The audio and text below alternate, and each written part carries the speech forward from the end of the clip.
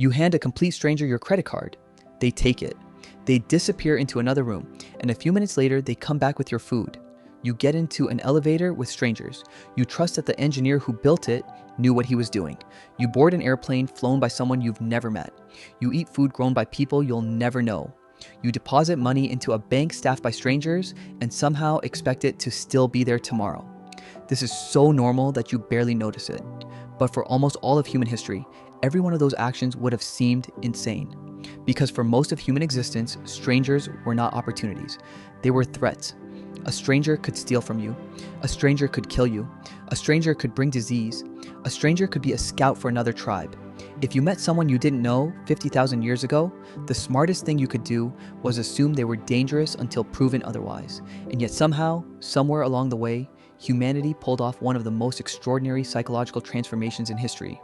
We learned how to trust people we had never met. Not completely, not perfectly, but enough to build cities, enough to build nations, enough to build a civilization of 8 billion people. The question is, how?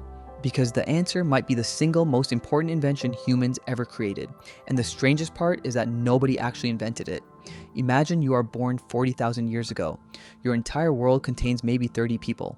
Your mother, your father, your siblings, a few cousins, a few elders, a handful of friends. That's it. Those people are your economy, your government, your police, your hospital, your social network, your survival. Anthropologists studying hunter-gatherer societies repeatedly find something remarkable. Humans evolved in groups so small that every face was familiar. Everybody knew everybody. Not because they wanted to, because they had to. Trust was personal. You trusted someone because you'd known them your entire life. You had watched them grow up. You knew their parents. You knew their reputation. You knew what kind of person they were. There was no need for abstract trust. Trust was local, direct, visible. If somebody betrayed the group, everyone knew. If somebody lied, everyone remembered. If somebody stole, there was nowhere to hide. Your reputation followed you everywhere because everywhere was only a few hundred square miles wide. And then occasionally, something terrifying happened. You met strangers. For a long time, archaeologists assumed early tribes rarely interacted. The evidence now suggests otherwise. Ancient stone tools have been discovered hundreds of miles from where the stone originated. Marine shells appear far inland. Pigments travel enormous distances. Somehow objects were moving between groups long before cities existed, which means something extraordinary was happening. Strangers were meeting strangers. Think about how dangerous that was. You encounter another band. You don't know their intentions. You don't know if they're friendly. You don't know if they're desperate. You don't know if they're hungry. You don't know if they see you as a potential trading partner or a future meal. One misunderstanding could trigger violence. One insult could start a blood feud lasting generations. And yet evidence suggests humans kept doing it again and again and again because strangers had something your group didn't. Different stone, different food, different knowledge, different genes. The rewards were enormous if you could survive the meeting. The breakthrough wasn't trade. Trade came later. The breakthrough was something much stranger. Stories. Imagine two groups meeting, neither trusts the other, then somebody notices something.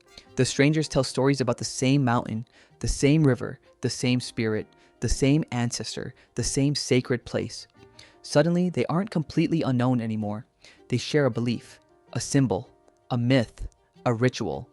Anthropologists have long argued that shared stories function as social glue, not because the stories are necessarily true, because they allow cooperation beyond family. Family creates trust biologically. Stories create trust culturally. This was humanity's superpower. Other animals cooperate through instinct. Humans cooperate through imagination. A wolf trusts its pack. A human can trust thousands of people connected only by a shared idea. And that changes everything. Once trust escaped the family, civilization became possible. Villages appeared, then towns, then cities, then empires. But here's the strange thing. Nobody in those cities could possibly know everybody. A city of 50,000 people contains more strangers than a hunter-gatherer would encounter in 100 lifetimes. And yet cities worked. How? Because humans invented trust technologies, money, laws, religions, courts, contracts, markets. These systems did something revolutionary. They allowed people to cooperate without personal relationships. A coin didn't care who you were. A contract didn't care who your father was. A law applied whether somebody liked you or not. The stranger became predictable. and predictability became trust.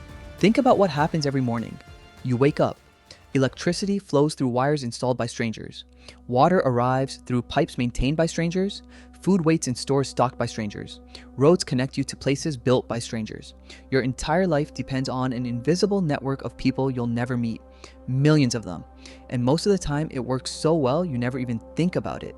That's a real miracle. Not technology, trust. Technology is just what trust allows us to build. Without trust, civilization collapses into tribes. Without trust, markets disappear. Without trust, institutions fail. Without trust, strangers become threats again. The foundation beneath every modern achievement isn't steel or silicon, it's cooperation. And cooperation begins with trust. Here's where things get uncomfortable. Humans evolved to trust people they knew. Civilization requires us to trust people we don't. That creates tension. Your brain still contains software written for a world of tribes. It naturally favors familiar faces, familiar groups, familiar beliefs. The stranger still triggers ancient alarms. That's why fear spreads so easily, why rumors travel so quickly, why divisions appear so naturally. Part of your brain is still living in a world where strangers might mean danger. And sometimes that instinct is useful, but civilization only functions when another part of the brain overrides it. When we choose cooperation despite uncertainty, when we decide that the unknown person across from us is probably not an enemy. That decision has to be made over and over and over again, every day, by billions of people. The invention of the stranger wasn't really the invention of strangers. Strangers always existed. The invention was something far more important. The invention was the idea that strangers could become allies, that a person you've never met might help you rather than harm you, that cooperation could extend beyond blood, beyond family, beyond tribe, beyond people who look like you, beyond people who think like you. Every city, every nation, every company, every university, every hospital, every scientific breakthrough, every modern convenience, all of it sits on top of that single idea.